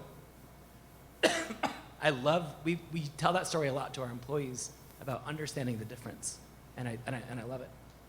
I'm also joking.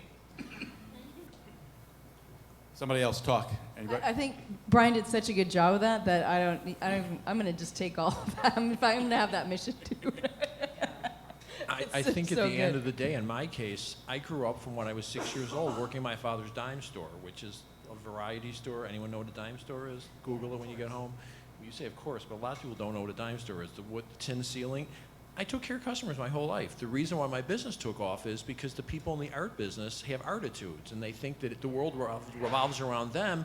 The customer will say, when will this be done? I don't know, I'll call you in 3-4 weeks, and they didn't care about the customers.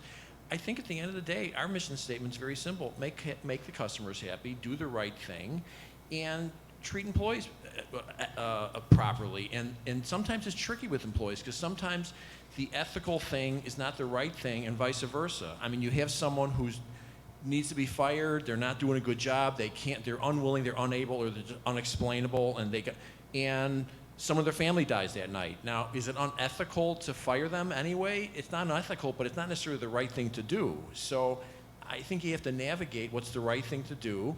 And in our case, and every one of my employees knows this, we do what we need to do to make the customers happy. And as much as that sounds simple, most companies don't do that. They talk about it, they got the mission statements out, they don't do it. They really don't do it. I'd piggyback that and say, when it comes to core values, you should have them in order, ranked, because like at Disneyland, I think they famously asked, our 2 core values are fun and safety, and they're equal. And the consultant was like, great, so if there's a little girl crying because she's not having fun and there's someone falling off a roller coaster about to die, which way do you want the employee to run? Like, oh, I guess safety is our number 1 value. And so if you have to rank your values, you have to have few of them. And I'll steal from Patrick Lencioni, who said, your values are not your values unless they cost you something. So they shouldn't be easy. They should be hard. and you should wrestle and fight with them. But they're And also you should like be able to remember them. I got Yes. advice once that you should have one value, and it's the mother of all, so it's the highest priority one, and then everything. That way, it's easy to remember. But it's your And compass. You run every decision through them, and it's such a gift once you do the work to define them. I think we have another question. Yeah. My name is David. Thanks, Brian, and everyone for sharing your all the great thoughts. It's been a lot of fun to hear a story. One question I had is just you talked about the importance of letting your customers co-create or be a part of your reinvention, taking them along for the ride. And I love the whole story of that. But you also talked about how there's no loyalty, and how. So my question is, how did you define your most valuable customers, or seek out those most valuable customers? And how do you involve them in your co-creation, or remind them to come back today? And it also sort of begs a bigger question, which is there's a lot of businesses that get so focused on new customer acquisition that they start making compromises and working with customers that are spread across maybe folks that aren't their most valuable customers or target customers. And so it strikes me that making no compromises and getting back to really focusing on your most valuable customers or target customers is really key as part of your strategy. Yeah, So I think for us, our most valuable customer is not nothing to do with, it's nothing financial. Yeah. It's relational. We are craving relationship. Customers are craving relationship. And when we have a really good date, we both want a second date and a third. And it's funny, you guys saw last night, we have these wine glasses that my grandfather started in the 50s, giving out wine glasses with people's name on them that are beautifully etched. So then when you come to the restaurant and you set your table, it's set with glassware with your name on it. It's kind of cool. We've been doing it forever. We give away about 5 or 6 a year. That's it. People have been buried with their wine glasses. It's like a thing. Not at the restaurant, though. No, not the restaurant. We did have one guy die on table 2. That was in 1957. What did he have? We have people all the time. Food poisoning. No, I don't know. We have people all the time ask, how do I get a wine glass? Because they want it, because it's status. If I buy a $10,000 bottle of wine, can I have a wine glass? If I come every month, can I have a wine glass? Can I buy my way into a relationship? And that is a surefire way to put them on the never get a wine glass list. Because they're not the people who we have relationship with. Because when you have a relationship, not only will it become their restaurant for their place, but the power of them saying in this world where there isn't loyalty, if I can make a regular twice-a-year guest out of a 25-year-old brand new couple who are out like last night on table 3 with their first night away from their brand new baby, right? We get one chance to get that night right. It's such a big deal to go away from your baby with the first time. They didn't spend any money. They couldn't even afford a bottle of wine, right? They're my most valuable customer because I could turn them into a twice-a-year guest for the next 60 years. That's how we define it. I do think there's loyalty, and I think if you make a customer happy and you give them what they paid for, they come back. I've had customers for 42 years at this point. I will tell you, though, the opposite of this is you can't be naive enough to think that you can make everyone happy. And the fact is, as we've evolved and gotten into better framing and better stuff for my home store, there's some people don't want to pay for it. And you have to grow up one day and realize that you just can't be everything to everybody. And the same person that used to come to dinner at your place for $40 is not going to want to spend $130, and that's okay, But it's about being loyal to your core base of people who work your business model. And I do not. I go to the frame show. There's actually a picture frame show, believe it or not, and there's a guy who was doing a speech. Oh, the secret is to have a poster special for $79.95, and like it doesn't work. And the guy hasn't had a store for years, and people started to figure that out. You have to have customers that'll pay the price for what you need to charge to give them the service or product that you've decided to give them.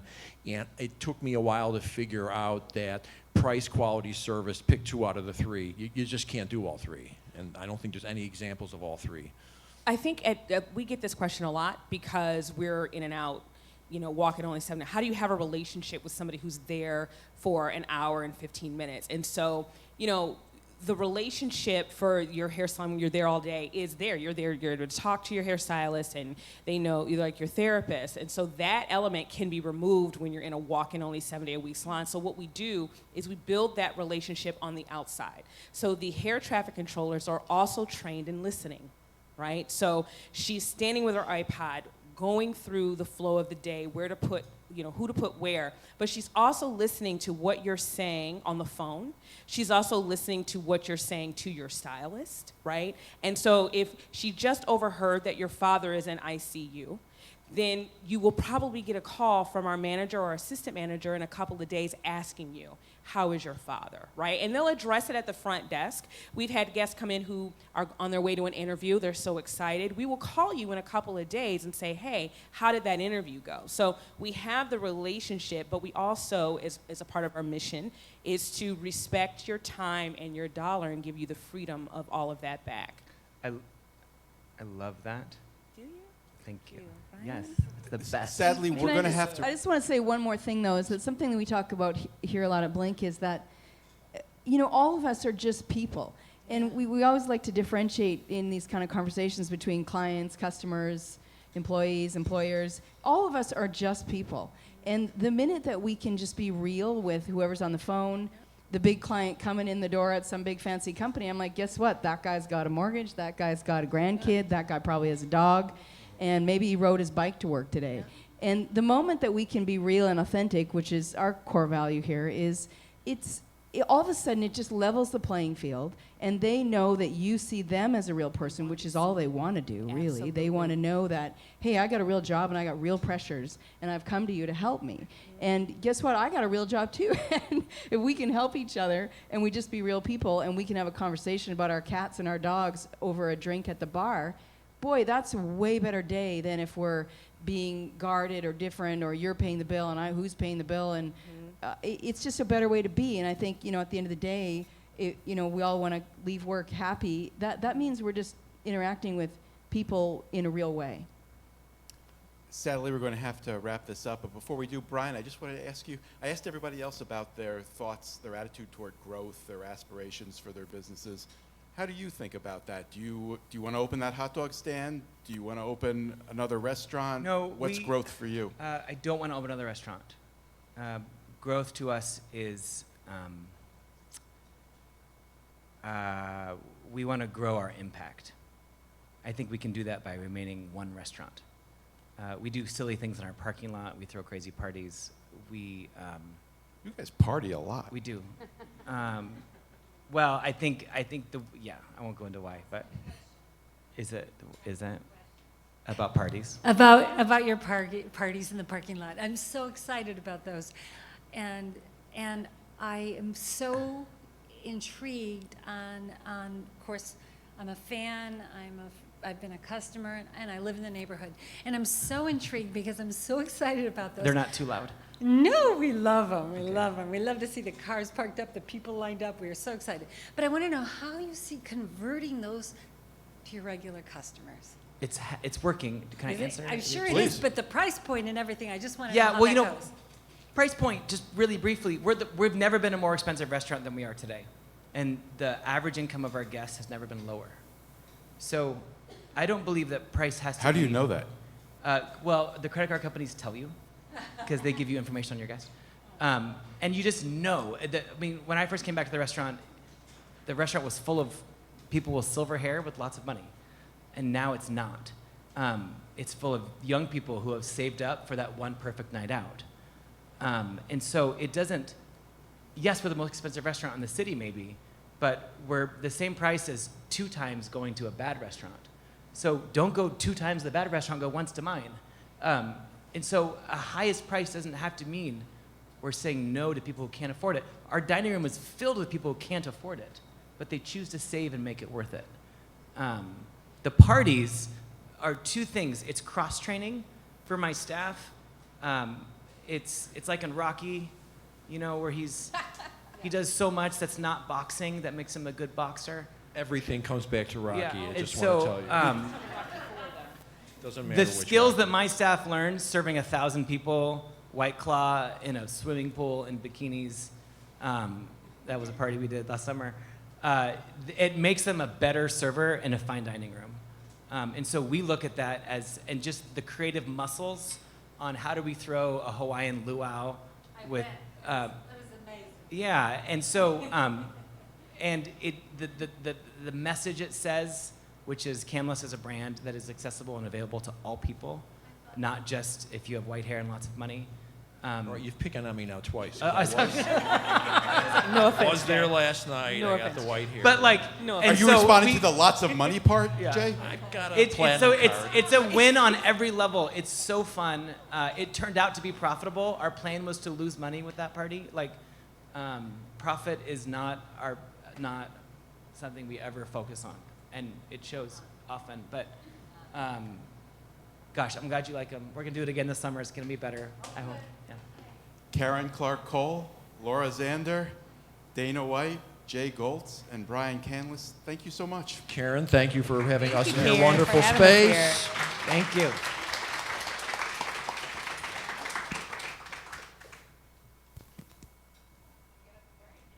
Thanks for coming, everyone. We've got food and wine in the bar. You're welcome to hang out, and we'll be here for a little bit if you have more questions. Thank you.